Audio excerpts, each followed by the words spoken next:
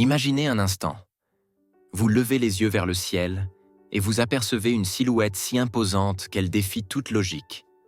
Ce monstre des airs, long comme 2 terrains de football mis bout à bout, plane majestueusement au-dessus de vos têtes. Vous venez de croiser la route de l'Antonov An-225 Mriya, le plus gigantesque avion jamais mis au point par l'humanité. Mais voici le drame.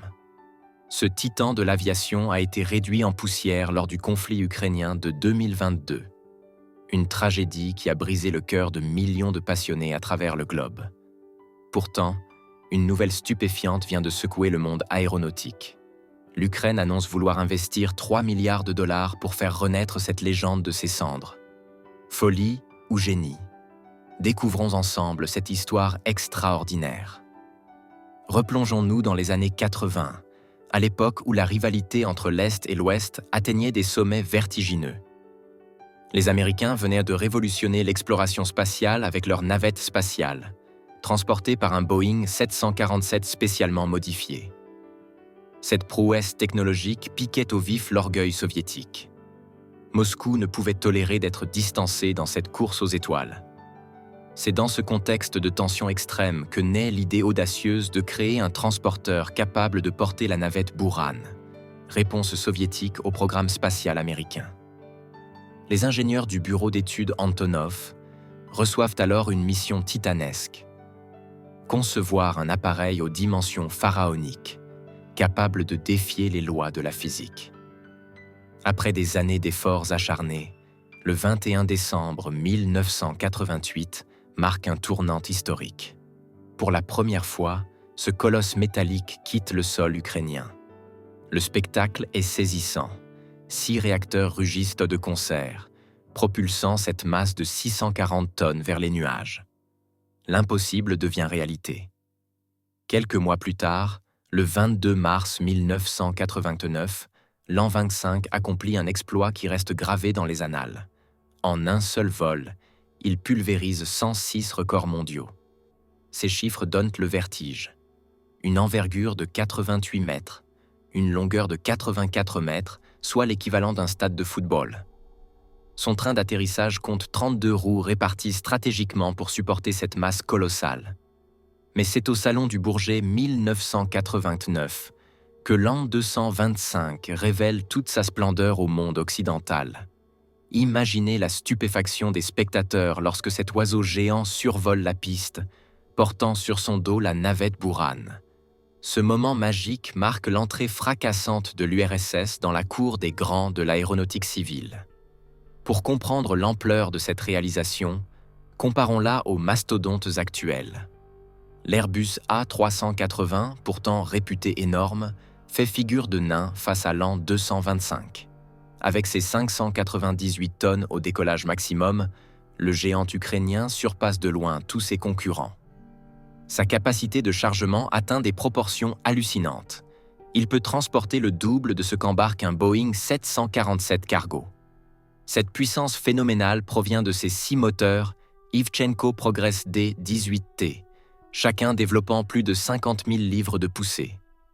Ces propulseurs, véritables cathédrales de technologie, permettent à cette montagne volante de s'élever vers les cieux avec une grâce surprenante. Mais l'effondrement de l'Union soviétique en 1991 bouleverse tout. Le programme Buran s'arrête net, laissant l'An 225 orphelin de sa mission originelle.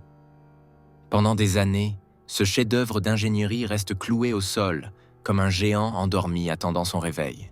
Sa renaissance arrive avec la création d'Antonov Airlines. Désormais reconverti en transporteur civil, l'An 225 enchante le monde entier par ses prouesses. Il établit record sur record, acheminant des charges impossibles d'un continent à l'autre.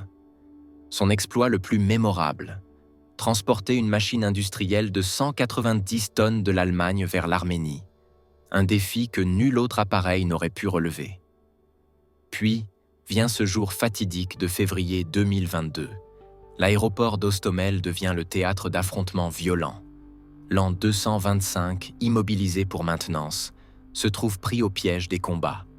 Les obus pleuvent, les explosions retentissent. Quand la fumée se dissipe, Le verdict tombe comme un coup près. Le géant ukrainien n'est plus qu'un amas de ferraille tordue. Les images qui circulent alors sur Internet serrent le cœur.